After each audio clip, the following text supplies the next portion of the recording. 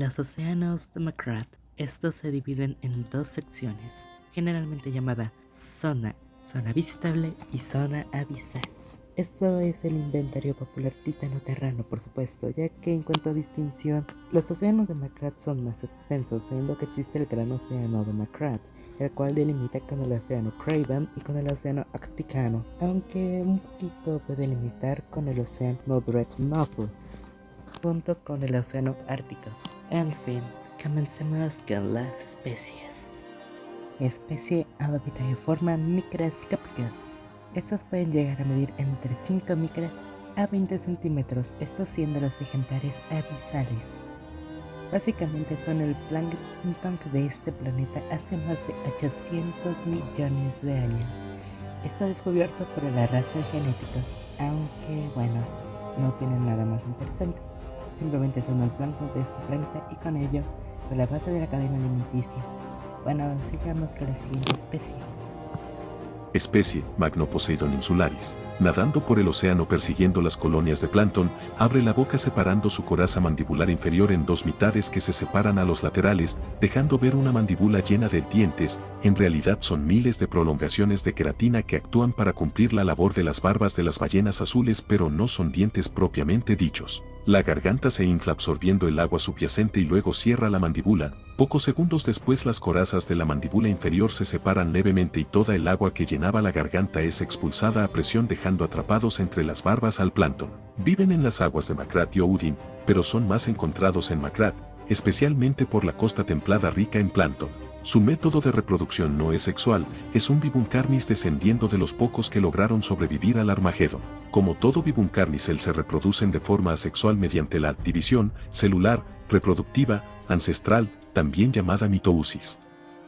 Especie Aplocanthorhynchus cocodiliforma. Nombres comunes: Quequedrilou de acero, Raihu, con sus 12 metros de largo, nadando interminablemente persiguiendo a las colonias de plancton, pero no es para ellos. No son animales filtradores, solo persiguen el plancton para así encontrar más fácil a su presa, hasta que finalmente lo logra. Un Magnoposeidon insularis utiliza su esfínter anal para expulsar todo el aire acumulado en su sistema digestivo a presión. Ahora, su coraza lo protegerá del impacto. Sus branquias se reposicionan hacia atrás volviéndolo aún más hidrodinámico, atacan las branquias, es más fácil matarlos así. Ahora simplemente se deleitará con el cadáver. El Aplocanthorhynchus es entre los últimos miembros del orden Ambystomacocodiliformes, aún anfibios, que existen. Un grupo abandonó las aguas para irse a tierra, convirtiéndose en los exosaurios teropoda, y los demás hace 52.7 m, se extinguieron. Ahora con los nichos vacíos, solo queda diversificarse. El Aplocanthorhynchus es el más grande de los ambistomas, no contando con los exosaurios. Especie Mayacuchus aquaforma. Nadando entre las aguas costeras de McGrath, una figura similar a un Quequedrilou pero con claras diferencias. Sus brazos y patas palmeadas le dan una movilidad sin igual en el agua, por lo menos para animales con tendencias anfibias. Mide 15 metros, unas dimensiones exageradas para el tipo de animal que es. Sus antepasados abrumados por la competencia contra su primo evolutivo, Piseatheraquasaurus, que estos abandonaron los pantanos tropicales y subtropicales y encontraron su salvación ante una posible extinción, el océano. Con el paso de 2 millones de años se convirtieron en el Mayasuchus aquaforma. Ahora miden 15 metros de largo, su enorme vela dorsal mantiene rígida su espalda perimiéndole un nado eficiente. Su lengua se partió en 2 órganos diseñados para atrapar a los escurridizos animales acuáticos, lo que sumado a la característica ancestral de los exosaurios teropoda y ambistomas de poder alargar la lengua hasta 7 a 9 veces su tamaño, depende la especie. Que estos animales se han convertido en el depredador apex de las costas de McGrath. En el dorso, aparte de la voluminosa vela, aguardan plumas. ¿Espera plumas? ¿Por qué un animal acuático necesita de plumas? Las plumas de estos animales, a pesar de ser un rasgo aparentemente inútil, en realidad es una adaptación aunque improbable eficaz. Las plumas se han mantenido gracias a que éstas activamente separan los átomos de oxígeno del agua, creando una burbuja de aire que le permite absorber de manera activa oxígeno, cada que necesite de reaparecer el oxígeno en el sistema pulmonar. Los sacos de aire sumado a sus plumas, las cuales son en realidad extensiones de las escamas, con zonas huecas llenas de aire, y el acomodo de sus escamas, en un arreglo similar al de los tiburones, los convirtieron sin dudas en los reyes de las aguas, aunque no se han librado de tener que parir en tierra firme. Especie Exocharnius ornithoposeanus. En los océanos hay todo tipo de plantas, algunas son realmente maravillosas de ver y demuestran los diferentes caminos evolutivos y la historia de más de 1.2 mil millones de años que han transcurrido desde la aparición de la vida compleja. El orden Exocharnius convergensis surgió hace 755 millones de años y se diversificaron tras la gran mortandad del Ayusigeniceno futuro-Orizoico, donde la vida fue reducida a la llamada escoria postmortandad. La Exocharnius ornithoposeanus es una de miles de especies de las exocharnias, nombradas así por su semejanza a las charnias de la Tierra. Esta, como su nombre dice, es la más común de encontrar por los océanos de todo el planeta, supliendo al igual que varios de sus antepasados y primos modernos el nicho de las algas marinas en la Tierra.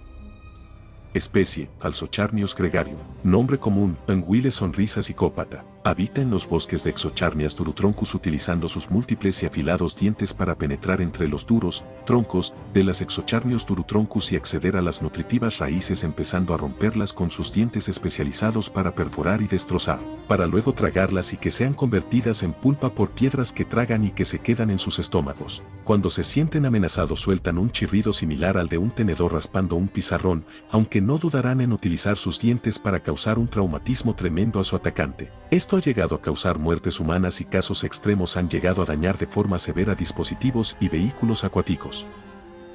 Especie Melasque filtrum. Nombres comunes caracol filtrador. Las más de 40.000 especies de caracol filtrador distribuidas por los océanos del planeta. Sus caparazones se anclan al suelo de forma rígida al suelo marino. Filtran el plancton traído por las corrientes marinas, gracias a sus dos apéndices mandibular con múltiples dientes que se encargan de atrapar el plancton, para posteriormente retraer los apéndices a la boca y tragar el plancton recolectado. A los laterales de su cabeza, tienen dos colgajos de carne, variables en tamaño y aspecto según la especie, que le brinda del caracol filtrador de información espacial precisa, lo que también lo advierte de amenazas por las alteraciones en el agua circundante. Se mantienen estáticos y pocas veces se mueven, logran mantenerse quietos gracias a miles de pequeñas aletas dispuestas en filas ordenadas que se encargan de mantener al caracol en la posición más inmóvil posible, presumiblemente una estrategia de camuflaje, aunque también pueden ejecutar movimientos rápidos cuando es necesario. Ante la más mínima muestra de peligro, estos animales se esconden en sus caparazones, sellando la entrada. Su caparazón es tan duro como el concreto. Estos animales se reproducen mediante mitousis, y los ejemplares jóvenes serán plenamente móviles, hasta que encuentran un lugar rico en plancton. En esta etapa anclarán sus caparazones al suelo marino para proseguir a convertirse en adultos, filtrando hasta el final de sus vidas. Aunque esto poco importa, ya que los vulnerables juveniles, parecidos a caracoles ordinarios, reemplazan con mucha constancia a los ejemplares fallecidos y pueden llegar a formar bosques de caracoles, conformados por cientos o miles de ejemplares, y se sabe que se comunican mediante señales de radio, principalmente para advertir de amenazas a todo el bosque. Especie Loncusta filtradorus. Nombre común langosta albina. La Loncusta filtradorus es un animal filtrador de al menos 30 centímetros de largo que se la pasa nadando en las aguas macratienses filtrando activamente el plancton circundante gracias a sus dos apéndices mandibulares. Estos cada cierto tiempo se retraen a la mandíbula para absorber el plancton recolectado. Sus branquias son los apéndices rosados ubicados después de las mandíbulas barbadas. Algunas veces se recuestan en los fondos para descansar, donde se vuelven presas fáciles para algunos depredadores circundantes. Recostados, estos elevan sus cabezas para poder seguir filtrando el plancton traído por las corrientes marinas.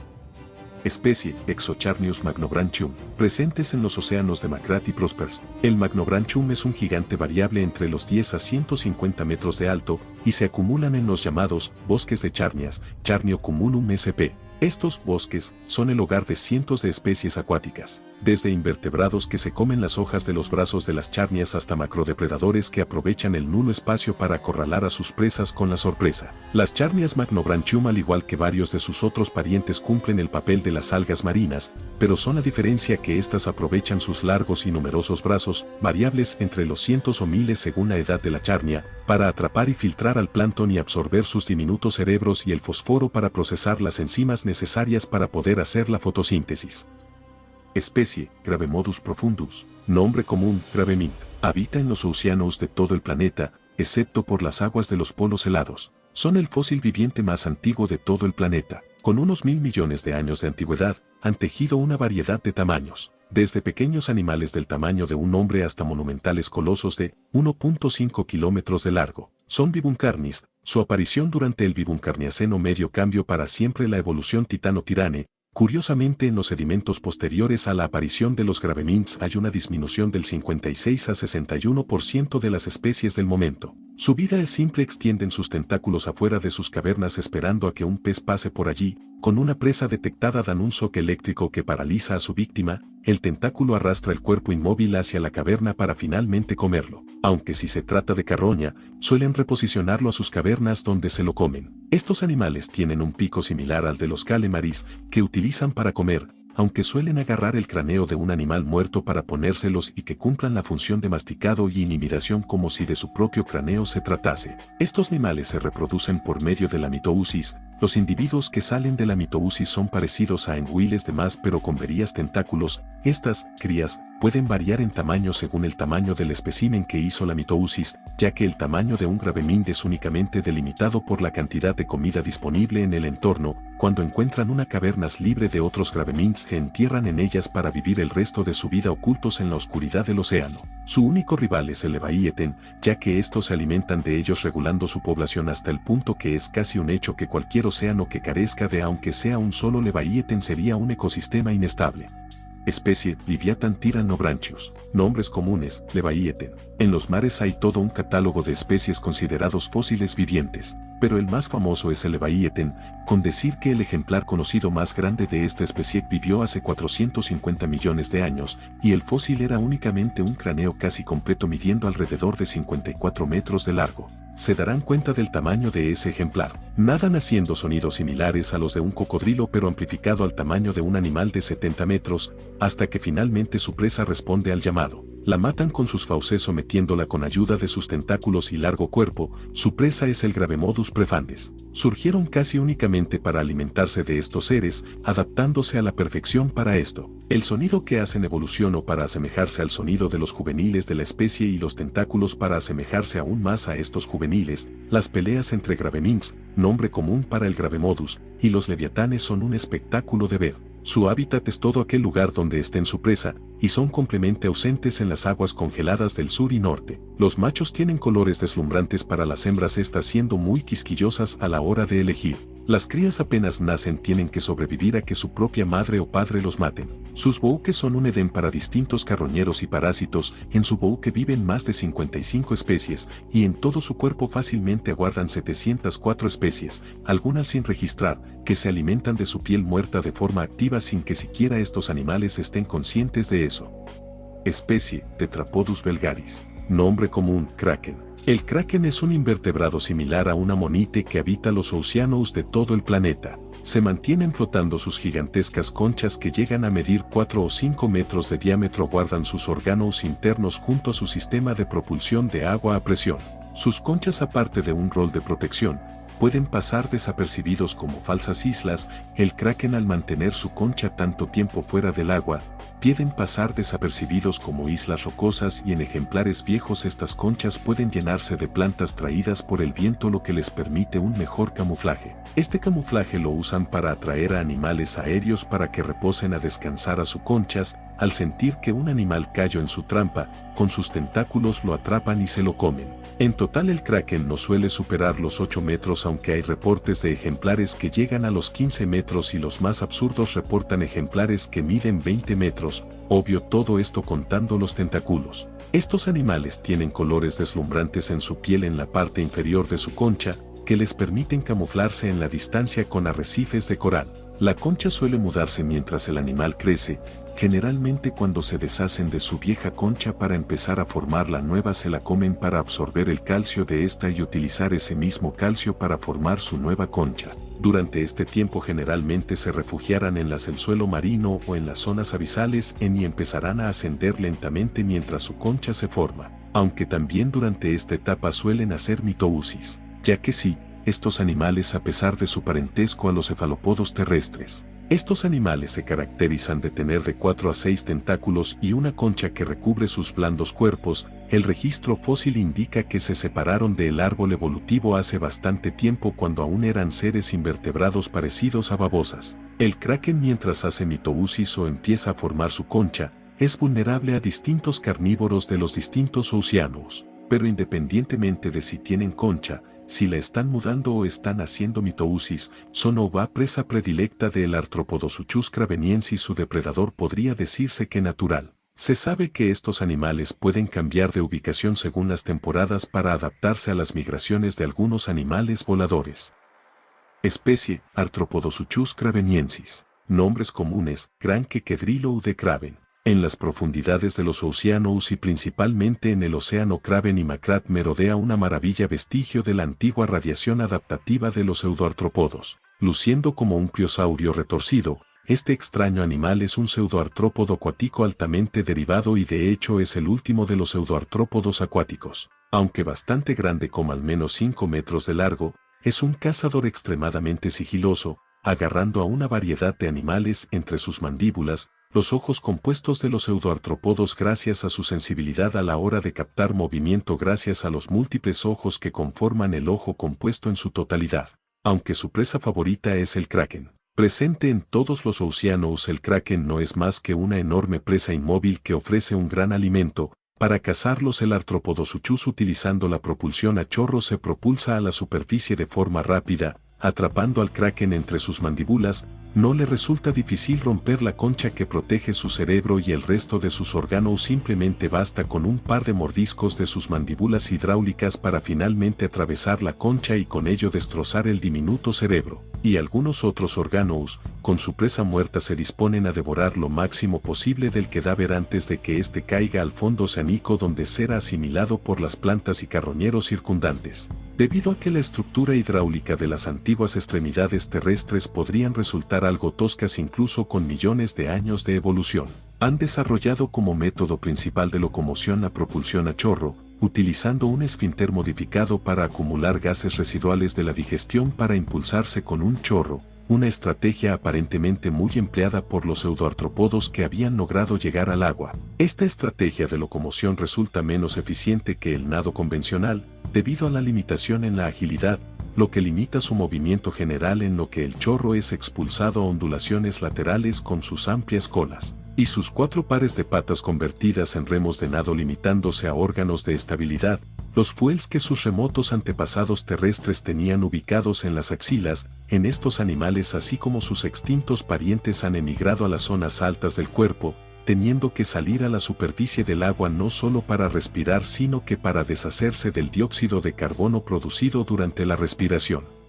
Especie, Bamboo Spongius macratiensis. Nombres comunes, esponja bambú, esponjas marinas. Estos animales filtradores desempeñan muchas funciones en su entorno, entre ellas la de proporcionar una estructura que sustenta una asombrosa diversidad de formas de vida. Otra función importante de las esponjas marinas es servir de alimento para peces, invertebrados, entre otros. Las esponjas filtran agua a través de sus cuerpos mediante un proceso conocido como alimentación por filtración. El agua es absorbida por la esponja a través de pequeños orificios llamados poros. Esto les permite alimentarse de microorganismos, plancton y absorber minerales disueltos en el agua. Las estructuras en la parte superior de las esponjas son conductos por los que expulsan residuos de su alimentación. Internamente, estos organismos son idénticos a las esponjas marinas de tierra. Es la cáscara dura del exterior lo que diferencia a ambos grupos. Los espongiformes primordiales carencias de estas cáscaras duras, se teoriza que la desarrollaron como un método para evitar que se las comieran. En la actualidad, los Bamboo Spongius sin cáscara, con una anomalía limitada a algunas especies poco derivadas y a especímenes jóvenes. Las esponjas se reproducen de forma asexual. En algún momento de la vida de una esponja, en su interior empezará a formarse un nuevo organismo que será expulsado por medio de sus conductos superiores en forma de una masa similar al barro, que al llegar al suelo se enterrará y obtendrá una apariencia similar a una esponja marina de tierra. Conforme crezca en la cáscara exterior, empezará a formarse hasta que reciba la totalidad de la esponja. Estos tienen una variedad de colores y tamaños, aunque la forma base no suele variar mucho entre especies. Especie, Ayocaris bambufagius. Nombres comunes, Anomalocaris. El Ayocaris bambufagius recibe su nombre por su adaptación a comer a los Bamboo Spongius. midiendo 30 centímetros de largo, sus mandíbulas gigantescas especializadas para ejercer una gran presión sobre las duras cáscaras fotosintéticas de la Bambú spongius, para poder acceder al interior esponjoso. Su cuerpo recuerda al del extinto Anomalocaris de Terra, de allí su nombre común. Se vuelven gracias a sus múltiples aletas que se mueven de forma continua y ordenada para poder mantener el nado. Su cola es rematada por una estructura parecida a las colas de los mamíferos marinos. Establecen un territorio en zonas donde esté presente su alimento, básicamente todos los océanos, y de allí que estén presentes con una amplia diversidad especializados en las distintas especies de Bambú spongius, aunque hay por supuesto ejemplos más generalistas. El Ayocaris bambufagius fue la primera especie descrita y se alimenta del Bambú spongius macratiensis. El registro fósil indica que no han tenido gran cambio hace más de 300 millones de años. Las diferencias más notorias serían el tamaño.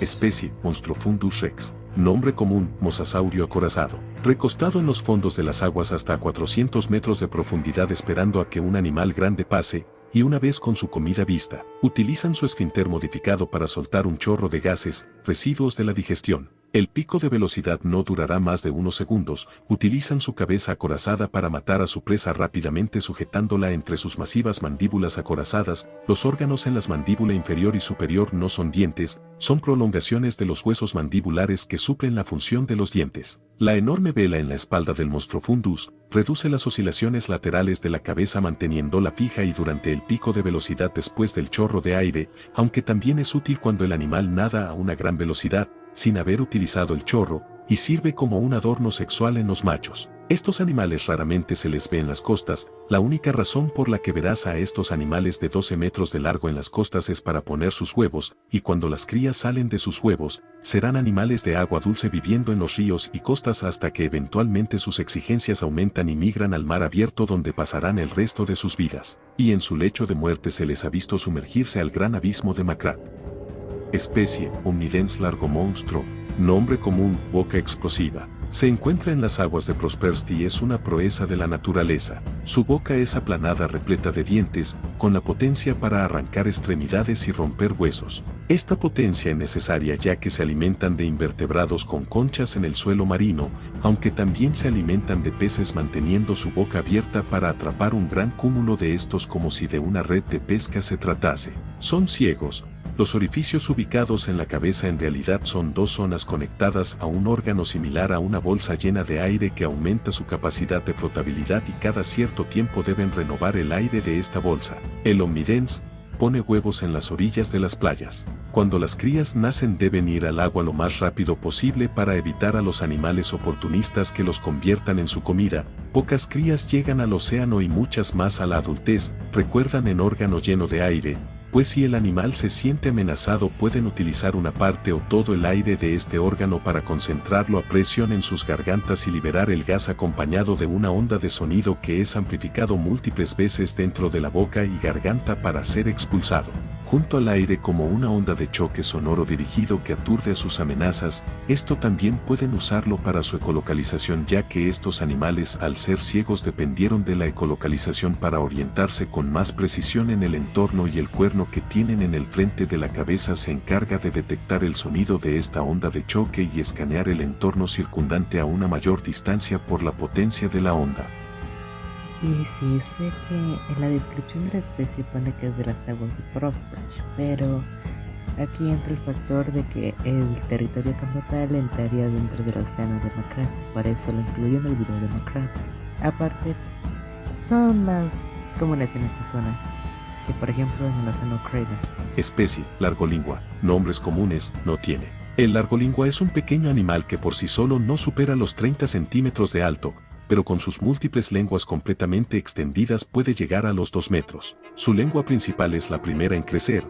Posteriormente se ramifican más lenguas para suplir distintas labores, como filtrar plancton, exhibición o funciones sensoriales. Durante la etapa de renacuajo, estos animales son movibles hasta que encuentran un lugar rico en alimento como el plancton, donde se transformarán en adultos, con extremidades que conforme crezcan se irán atrofiando más y más. Habita únicamente en las aguas de Macrat y Odin. Especie, Spongiophilus. El Spongiophilus es una especie similar a la esponja, con la singularidad de poseer miles de filamentos que lo hacen asemejarse al pasto de la superficie y el pasto tirano. El Spongiophilus se organiza en un cúmulo que puede extenderse por hasta 10 kilómetros, pareciendo alfombras medianamente gruesas con sus filamentos. A estos cúmulos se les refiere como sprophyulan.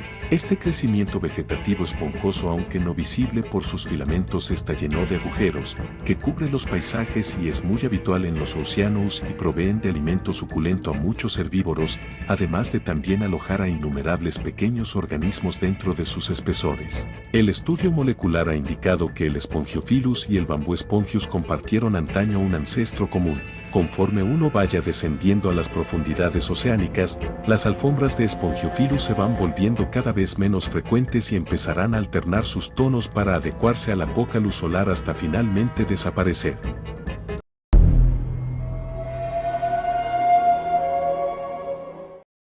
Especie, Pseudoayucigenia. Nombre común, caminante abisal. El caminante abisal es una de las 400 especies del orden de los decápodos, nombrados así por sus 10 pares de patas presentes en todo el grupo. Los decápodos son parientes lejanos de lo que hoy son los animales modernos terrestres y acuáticos como los anquiloctópodos y saurofututoriformes. El Pseudoayucigenia es un pequeño organismo que no supera los 30 centímetros en promedio, camina en los suelos de las zonas abisales en busca de carroña que haya caído al abismo, aunque también comen organismos invertebrados que se entierran en el suelo, agarrándolos con sus extremidades delanteras o sus prolongaciones mandíbulas. Sus parientes de las aguas no abisales tienen nichos similares. Durante las últimas extinciones masivas y el surgimiento de los exitosos descendientes del Ayucigenio terrestris, estos lentamente se han quedado atrás. Especie, Anomaloformus abisalis. Nombre común, no tiene. Leanomaloformus abisalis es un decápodo abisal al igual que su primo lejano el Pseudoayucigenia. A diferencia de su primo, estos organismos alargados se mueven lentamente con sus bocas abiertas en todo momento, absorbiendo grandes volúmenes de agua en busca de comer nieve marina. Su movimiento se define en un arrastre graciado en una serie de ondulaciones con sus múltiples patas que se mueven de esta forma en patrones organizados que le permiten desplazarse. En promedio miden no menos de 15 o 17 centímetros de largo. Las notóreas prolongaciones en su cabeza son órganos sensoriales que le permiten percibir las perturbaciones en el agua y tener una orientación espacial en el entorno abisal. Los ojos son estrictamente vestigiales. Especie, Largorostrum glaucos. Nombres comunes, ballena apagada. Estos grandes animales son usualmente más escuchados antes que vistos bajo el agua, algo que se dificulta más debido a su hábitat abisal, con sus cuerpos moviéndose lentamente entre el agua del gran abismo de Macrath, mientras que lucen de forma superficial como los gigantes filtradores de las aguas menos profundas. La construcción de sus bocas, y ser entre las pocas especies con un corazón en forma de estrella de mar e incluso sus estrategias de alimentación los podrían volver en grandes filtradores, aunque enormes y monótonos. Su alimentación por filtración es más como tomar becados de las gigantescas hordas de nieve marina en vez de nadar pasivamente a través de las aguas en busca de carroña como hacen sus primos. También han reducido de forma secundaria los ojos orientándose por medio de la ecolocalización. Su metabolismo debido a los pocos recursos de su hábitat se ha reducido increíblemente junto a un otoreo tamaño de 15 metros de largo. Esta especie es fácilmente identificable por su extenso hocico y gran garganta de color celeste apagado, usando sus hocicos en una variedad de actividades sociales como el frote de hocicos con miembros del sexo opuesto y directamente embestir contra intrusos o machos ruidosos. Hay por lo menos 4 especies separadas. Especie, Machiabominatius rex. Nombres comunes, gran terror abisal, gran maja. El abismo de Macrath es hogar de muchas criaturas que utilizan la bioluminiscencia, cada uno con distinto propósito. Algunos la usan como medio de defensa, otros para camuflarse, exhibición social o sexual y por último como señuelo. Es esta última la que el gran maja utiliza. Habitante de las profundidades, entre los 800 a 1000 metros de profundidad, aunque una grabación hecha por un submarino controlado a control remoto, encontró a un ejemplar que se teoriza que alcanzaba los 33 metros de largo, en torno a los 2000 metros de profundidad. Es el predador más común, grande y exitoso de todo el abismo utilizando sus 8 pseudo-ojos y de 3 a 8 flechas bioluminiscentes en su espalda para atraer a su incauta comida directo a sus fosis. Su dieta se compone principalmente de los cadáveres que caen al abismo de animales grandes, así como de la fauna autóctona, principalmente invertebrados de gran tamaño y los peces del lugar. Se mueven lentamente con su boca abierta en todo momento hasta que un animal curioso se acerca a sus luces, donde con un rápido movimiento lo atrapa y traga. En promedio los ejemplares de esta especie no superan los 25 metros, y sus cuerpos son bastante blandos a excepción de su cabeza, la cual es más dura. Su comportamiento es pasivo, aunque tienen estallidos extraordinarios de actividad ante las perturbaciones que indiquen cercanía con alguna presa. Estos animales carecen casi completamente de la visión y sus ojos son tan pequeños y atrofiados que muchas veces se pasan por alto. Así que en nuestras múltiples expediciones con drones a los fondos de Macrat, estos animales confunden nuestros vehículos con presas potenciales, lo que ha significado en la pérdida entera de equipos de expedición, y una vez con un pequeño submarino turístico que tenía como propósito ir a los bosques de Exocharnios lumini. Las cámaras captaron que se acercó desde las profundidades y con sus dientes especializados en romper las conchas de algunos invertebrados locales, partió el submarino en dos, lo que significó la muerte de las 5 personas a bordo. Se desconoce el paradero del espécimen, aunque se cree que la explosión del vehículo pudo haberlo matado. Especie: Cornucorpus nigrum. Nombres comunes: pez crestado u de ébano. El Cornucorpus nigrum es una especie herbívora de los fondos abisales de Macrat, alimentándose de las pocas plantas del lugar. Se suelen alimentar de Exocharnios lumini y de Durotroncus prefandes. Tienen un poderoso pico con el que arrancan de raíz las plantas de las que se alimentan. En sus costados tiene 2 órganos bioluminiscentes. Se desconoce la función de estos órganos, pero se ha visto que cuando se sienten amenazados, estos órganos incrementan su luminosidad, semejándose más a las luces bioluminiscentes que algunos depredadores más grandes, lo que ha mostrado ser una estrategia efectiva. Son animales tranquilos que no suponen ninguna amenaza, aunque se recomienda mantenerse alejados y no perturbarlos más en época de cortejo. Los 3 apéndices en el vientre del animal no se ha visto que tengan una función importante, aunque sí se ha visto que son limitadamente móviles y que tienen múltiples centros nerviosos, lo que hace pensar a la comunidad científica que son órganos sensoriales. Algo lógico, ya que los ojos están atrofiados a pesar de su tamaño. Una decoración similar se ha visto en algunos grupos invertebrados. Especie: Exocharnios lumini. Mientras más se desciende al gran abismo de Macrat, con una profundidad máxima estándar que ronda los 13 a 15 kilómetros de profundidad, y según algunos cuestionables estudios hasta los 23 kilómetros, eventualmente te encontrarás con los bosques bioluminiscentes de Exocharnios lumini. Se alimentan de los gases que expulsan la abundante actividad geotérmica del lugar, procesando activamente los minerales expulsados y convirtiéndolos en compuestos orgánicos para mantenerse vivos. Han establecido una relación simbiótica con microorganismos extremófilos que les dan su bioluminiscencia. Esta bioluminiscencia aleja a animales que se las puedan comer al asemejarse a la luz de ciertos depredadores del lugar. A cambio, las colonias de extremófilos bioluminiscentes obtienen compuestos orgánicos y residuos del metabolismo de la exocharnia para mantenerse vivos. Aunque un depredador ha aprovechado las características bioluminiscentes de esta exocharnia para poder cazar. Aunque la estrategia defensiva de la exocharnia es efectiva, esto poco o nada le importa a ciertos herbívoros, ya sean ciegos o no. Allí el Formidiliomonstrum charniotyrannus vive camuflado con su propia bioluminiscencia, esperando a que algún insolente se acerque para comerlo. Esto técnicamente se ha vuelto una relación trisimbiótica, ya que el Formidiliomonstrum también mantiene sanas a las charnias, ya que éstas le permiten camuflarse, entre otras cosas. Sin dudas aún nos falta mucho por ver en los abismos. Especie: Formidiliomonstrum charniotyrannus. Nombres comunes: no tienen. El Formidiliomonstrum charniotyrannus es un predador de al menos 1.75 metros de largo, aunque hay grabaciones dudosas de especímenes que exceden los 2.5 metros. Habitan en el gran abismo de Macrat, más específicamente en los bosques de Exocharnios lumini, solo presentes en las zonas geotérmicamente activas de los suelos abisales. El Charniotyrannus se distingue de su lejano primo el Machiabominatius rex, el cual sus pseudo-ojos son bioluminiscentes. El Charniotyrannus ha vuelto todo su cuerpo bioluminiscente, asemejándose a la bioluminiscencia de las Exocharnios lumini, lo que les permite camuflarse entre los extensos bosques y así volverse imperceptible. El Charniotyrannus tiene una estrategia de esconderse, y cuando detecta una presa de forma rápida, este la atrapa entre sus mandíbulas, sellando la mandíbula para evitar que escape, principalmente alimentándose de invertebrados que vienen a alimentarse de las Exocharnios lumini o a parasitarlas. Este animal detecta sus presas y se localiza en el entorno gracias a que producen pins eléctricos que escanean el entorno y son capaces de detectar las señales químicas y perturbaciones en el agua, lo que les da una buena idea de su entorno y animales cercanos.